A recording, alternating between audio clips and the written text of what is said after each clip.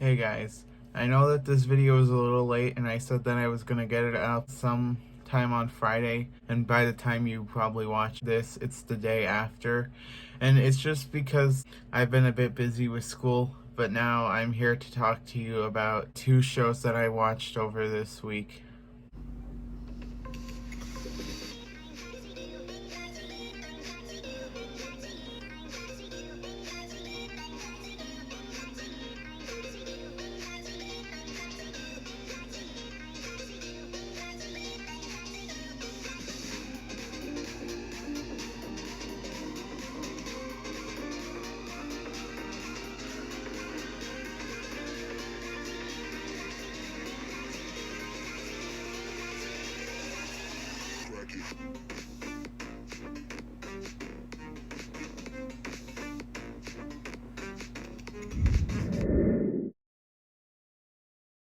All of season 1 of Monsters at Work is streaming on Disney Plus, and now we're going to talk about it. So, after seeing all 10 episodes of this show, I have some really mixed thoughts on this.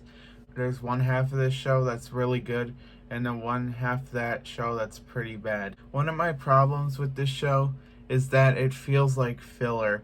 It seems like many episodes seem like filler and ignore the bigger plot of the show, which is Tyler trying to get onto the laugh floor. Many episodes between 3 and 6 can be cut from the show. Another issue with this show is that it feels repetitive.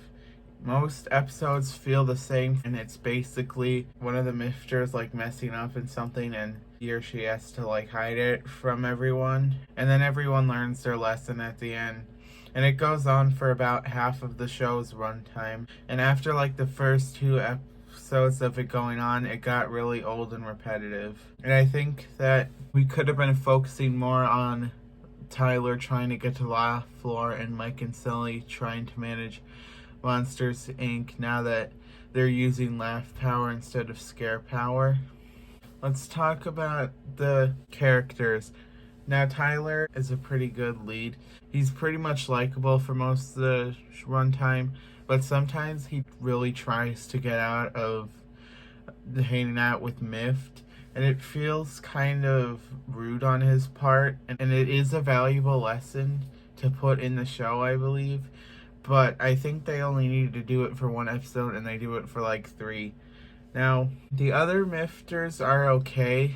I didn't really like them at first, but the ones that did grow on me are Fritz and Val, because they have the like main focus for like 1 or 2 episodes, and they're essential to Tyler's plan to get on the laugh floor. But Cutter didn't really grow on me, and it's not because I hate her. It's just because she has so little to do, and she only has like a couple lines in each episode, that she didn't really seem interesting. Now let's talk about Duncan. He's a pretty bad character. He's not awful, and I think that the voice actor of him helps him from being absolutely intolerable. But he's still a pretty unlikable character, and he does a bunch of stuff to break Tyler down. And it feels unnecessary and just a gimmick to have like the generic jerk character in the show.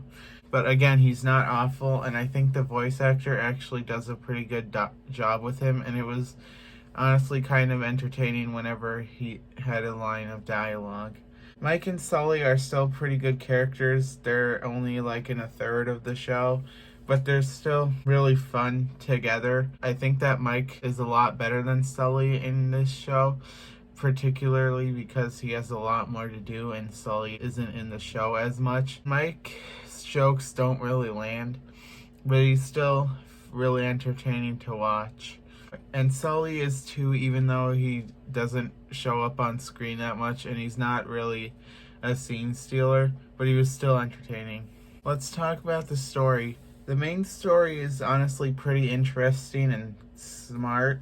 It's basically Tyler trying to get on the laugh floor and Mike and Sully trying to manage Monsters Inc. because they're the new CEOs. And that was a pretty interesting part, and especially towards the end when it really focused in on it. But the subplots in the show, like Tyler being a part of Mift, were pretty boring and pointless.